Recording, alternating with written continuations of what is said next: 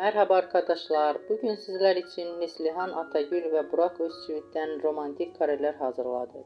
Burak Özçivit, Kara Sevda, Kuruluş Osman ve Çalı Kuşu dizisinde rol almış ve herkes tarafından beğenilmişler. Biz de sizler için onların güzel paylaşımlarını hazırladık. Bu videoların devamlı gelmesini istiyorsanız kanalımıza abone olup yorum yazmayı unutmayın. Bizden bu kadar.